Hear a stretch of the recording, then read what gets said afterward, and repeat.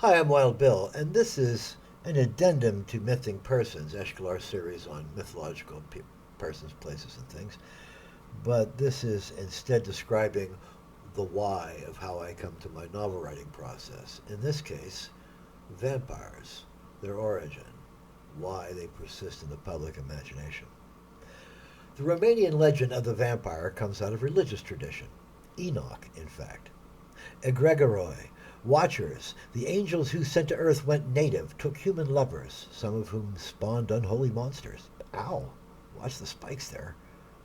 The story says that, denied access to heaven, the Egregoroi weakened. To maintain what power they could, these sad angels took to drinking the blood of mortals.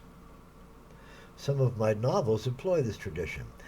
To do so, keeping my odd sense of fantasy blending with physics intact, I have developed the following doctrine: vampires, bloodlines, and pantheons. There's something holy in an angel, something that can be passed down to the angel's progeny. The spark of holiness in some humans, conveyed through birthright, is what the vampire, an angel marking time while banished to earth, seeks. The semi-divine mortal's blood contains the power of God, though in tiny measure.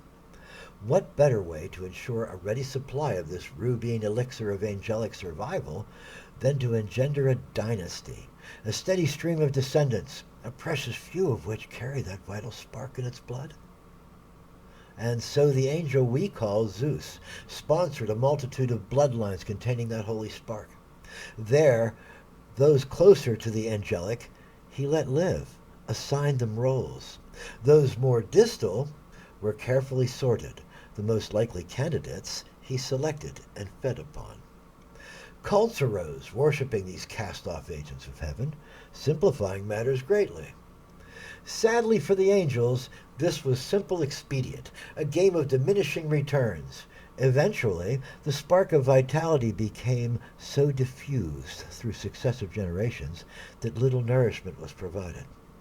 A tiny minority of descendants might still possess some power, so these must be carefully hoarded, never killed. Thus the angel survives, maintains some advantages of strength, speed, and stealth, but is a pale shadow of its former glory. Over the years it diminishes, withdraws, hides, seeks quiet places. This is the background for several of my novels and series, and of my opera, The Gods Undone. I leave open the possibility that some few vampires might still live in the world we know. They'd be shadows of their former great and shining might, but, compared to a mortal man, dangerous as a tiger. Happily, the Romanian legend has a silver lining of sorts. Should a fallen angel vampire refrain from preying on mortals for a century, he lapses into mortality himself and can live and die as one of us. I see all such processes and choices as defining lines between good and evil. That's what I deal with in my novels, the dividing line between good and evil. Wild Bill Cox, 15th of March, 2023.